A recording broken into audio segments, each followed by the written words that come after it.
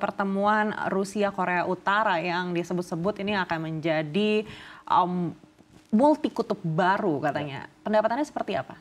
Ya, ini menarik. Kunjungan Putin pertama ke Korea Utara dalam 24 tahun.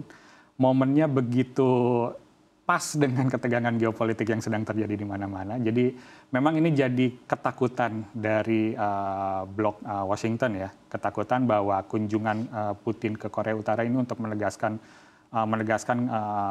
aliansi militer mereka, bagaimana nanti Rusia bisa membantu Korea Utara dalam pengembangan nuklir dan persenjataan. Di sisi lain, Korea Utara bisa membantu Rusia di perang Ukraina dengan memasok amunisi, dan ini yang dikhawatirkan oleh blok Washington ya, termasuk NATO ya, bahwa jika aliansi ini benar-benar kuat, maka ini akan cukup merepotkan untuk Amerika, terutama dalam menghadapi kekuatan-kekuatan seperti Rusia dan Korea Utara di Asia ya. Baik, seberapa besar kekuatan Rusia dan Korea Utara ini kalau bergabung dalam satu blok? Yang jelas kedua negara memiliki senjata nuklir. Ini yang sangat dikhawatirkan, dan bahkan dalam beberapa prediksi mungkin satu-satunya yang akan benar-benar memicu perang dunia ketiga adalah penggunaan senjata nuklir. Dan ketika Rusia dan Korea Utara di situ membuat aliansi militer, ini jelas-jelas perlu diwaspadai apabila ketegangan meningkat misalkan dengan Amerika Serikat dan di situ penggunaan nuklir bisa tak terhindarkan, justru mungkin disitulah perang dunia ketiga bisa meletus. Apakah persekutuan militer dua negara ini bisa menjadi game changer dalam perekonomian dunia, dan bagaimana negara-negara Barat akhirnya melihat negara-negara di Timur? Secara ekonomi mungkin tidak terlalu signifikan ya, ketika kita melihat Korea Utara memang bukan negara yang kuat dari sisi ekonomi. Hanya saja di sini yang perlu diwaspadai adalah kekuatan mereka secara militer. Dan tentu saja ketika tensi geopolitik di situ berguncang dengan kekuatan militer yang ada di situ, bisa saja mempengaruhi dengan ekonomi di berbagai negara, dan ini yang memang diwaspadai juga oleh Amerika Serikat. Dan berikutnya terkait dengan China dan Taiwan yang katanya akan mengalami babak baru begitu, dan Amerika Serikat juga setuju menjual drone ke Taiwan. Apa yang dicoba oleh Amerika Serikat untuk memberi sinyal pada dunia?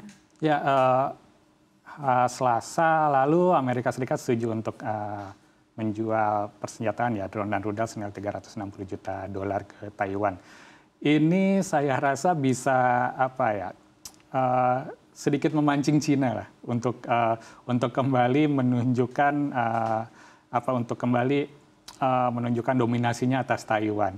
Belakangan ini kan Cina sering sekali melakukan latihan militer di sekitar Taiwan untuk menunjukkan dominasinya, dan jelas-jelas di sini beberapa kali Cina memiliki sikap yang keras ya terkait keterlibatan AS terhadap Taiwan, dan persetujuan untuk menjual senjata ke Taiwan ini menurut saya tanda kutip sedikit nakal juga ya dari Amerika Serikat ya, dan ini bisa dipandang Cina sebagai sinyal permusuhan ya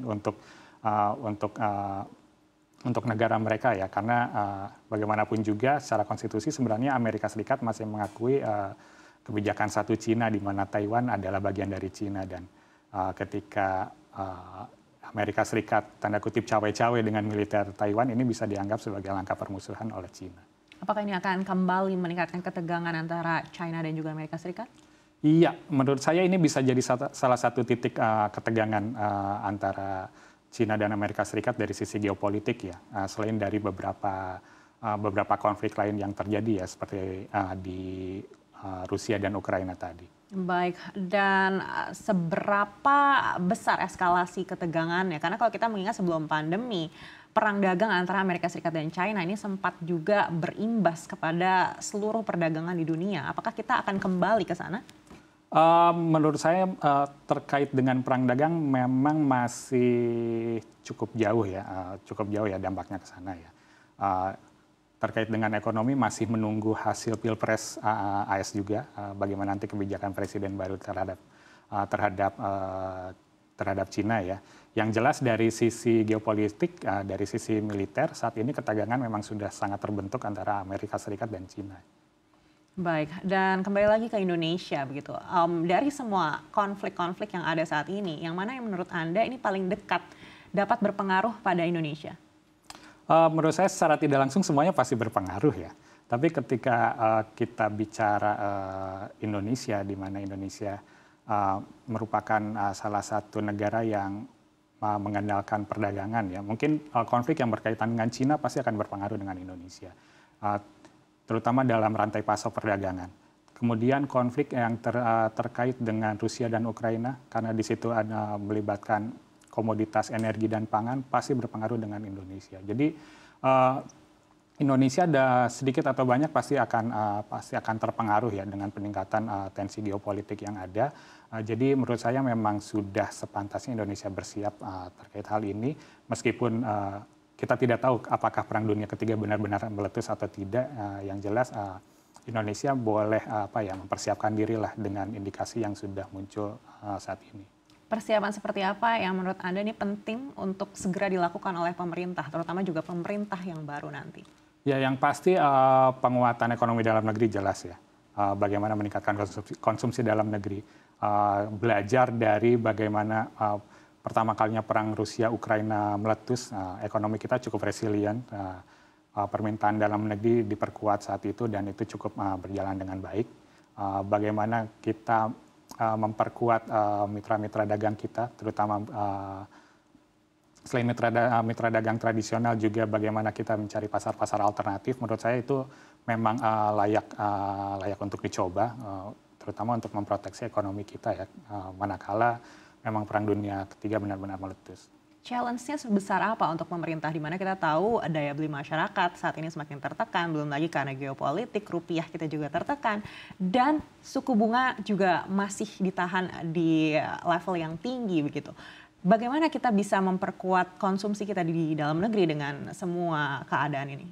Ya, terutama peningkatan daya saing pasti ya, peningkatan daya saing produk misalkan.